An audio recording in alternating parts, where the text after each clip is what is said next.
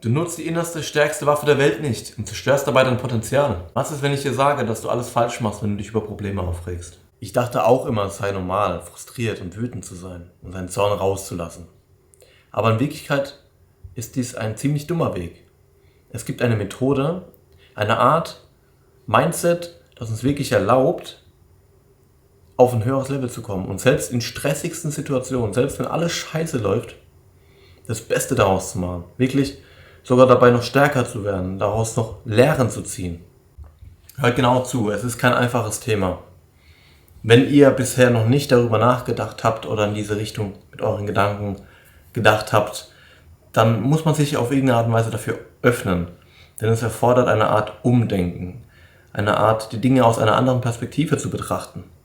Und aus dieser neuen Perspektive, wenn ihr sie einlasst, euch drauf einlasst einfach, und diese Perspektive auf euch selbst anwendet und mal guckt, ja tatsächlich trifft das auch auf euch zu, und ihr dann sagt, okay, er hat recht, dann überlegt doch mal, ihr tragt die Verantwortung für euer Innerstes, wie ihr euch fühlt. Ihr gebt den Leuten die Macht darüber, wie ihr euch fühlt. Ihr gebt euer inneres Wohlbefinden dadurch, dass ihr impulsiv reagiert, dadurch, dass ihr Zorn und Wut und Frustration zulässt, durch äußere Umstände, durch Widerfahren, dadurch, dass irgendjemand euch beleidigt hat oder dies oder jenes gemacht hat. Ihr gebt ihnen dadurch Macht über euch.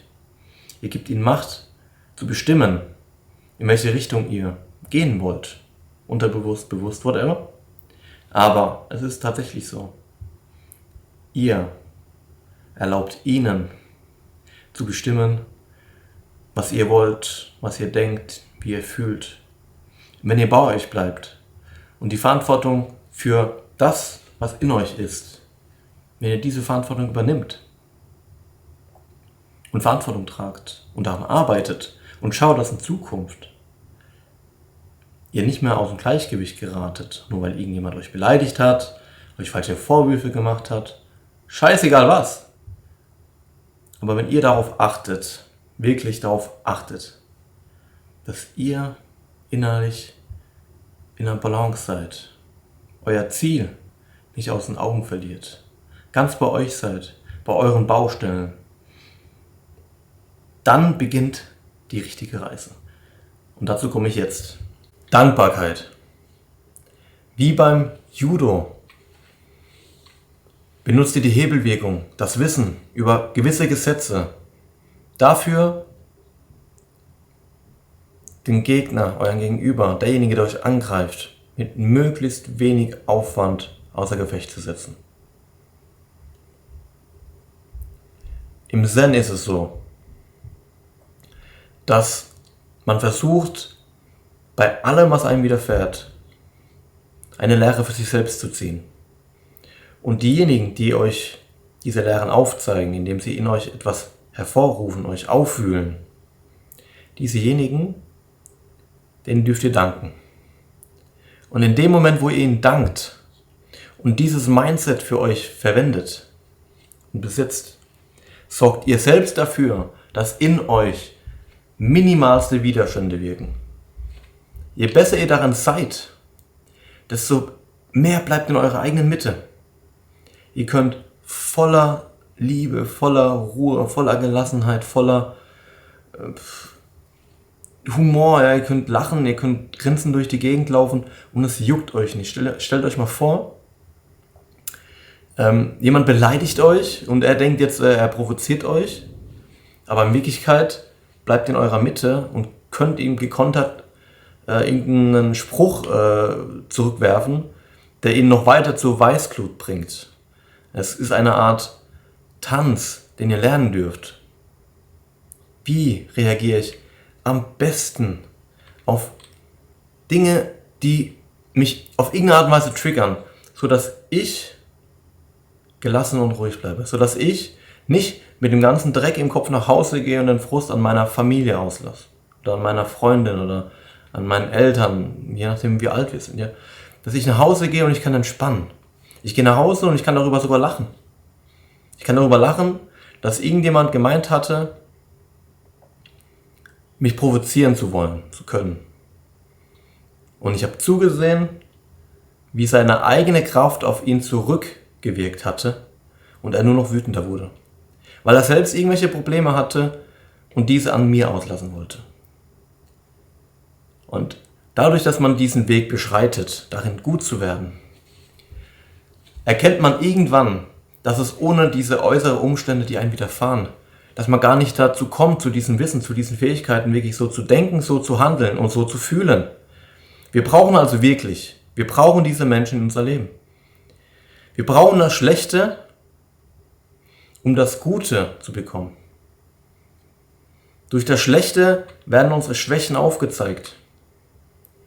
Durch all die Idioten, die uns in unserem Leben, die in unser Leben gewirkt hatten. Das sind keine Idioten eigentlich. Ja? Sie haben uns zu dem gemacht, wer wir gerade sind. Und je nachdem, wie weit du in deinem Leben gekommen bist, bist du entweder bereits stolz auf dich oder erkennst, was du bereits erreicht hast, wohin die Reise geht und wohin du gekommen bist aufgrund wirklich all dieser Menschen, die dir letzten Endes nur gezeigt hatten, woran du an dir arbeiten darfst. Überleg mal. Mit diesem Mindset, wie unbesiegbar ihr werden könnt, wenn ihr das wollt.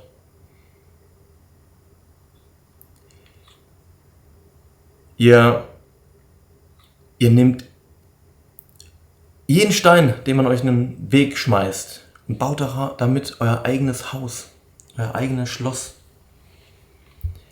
Ihr bekommt umsonst die Möglichkeit, die beste Version eures Selbst zu werden. Und alles, was euch widerfährt, all das Negative, dient letztlich nur dazu. Und wenn ihr diesen Menschen dankt und das in Echtzeit macht, dann habt ihr keinerlei falsches Ego, keinerlei Groll gegenüber diesen Menschen. Und die Menschen, die werden das spüren, und zwar relativ schnell. Sie werden spüren, dass sie selbst der Vogel gerade eben waren. Und dass du es wirklich irgendwie gut meinst und gar nicht so hinterhältig. Die spüren das. Und dadurch, dass sie das spüren, werden sie in Zukunft das am ehesten sogar lassen. Es gibt natürlich einen oder anderen Extremfall, der nicht locker lassen wird, weil er irgendwie wirklich noch weit entfernt ist von der Realität. Er irgendwo in seiner Gedankenwelt, von der er denkt, es wäre die Wahrheit, noch eben drin gefangen sitzt. Aber auch dieser Mensch wird früher oder später erkennen, hey, du bist eigentlich voll korrekt. Das heißt, wenn du das wirklich mit der Dankbarkeit machst und übst, auch Dankbarkeit dabei zu empfinden und zu fühlen, du machst dir keine Feinde. Du spiegelst den anderen Menschen wortwörtlich, dass sie selbst ihr eigener Feind sind. Und dass nicht du derjenige bist, der ihnen was Schlechtes wünscht, sondern dass sie sich selbst die ganze Zeit Schlechtes wünschen. Dass sie sich selbst ihre Probleme, ihren Ärger, ihren Frust ins eigene Leben ziehen und erlauben, eben so zu sein. Deswegen ist Dankbarkeit, ohne zu übertreiben, ein Katapult, das ihr benutzen könnt, um nach oben zu schießen. Es ist die beste Verteidigung und gleichzeitig der beste Angriff. Ihr werdet minimal Feinde haben in eurem Leben, wenn ihr beginnt, so zu fühlen, so zu sein und so zu denken. Und ihr werdet jede Gelegenheit nutzen, wenn ihr darin Meister werden wollt, bei euch zu bleiben und an euch zu arbeiten. In diesem Sinne, ich bin von heute an besser. Ciao.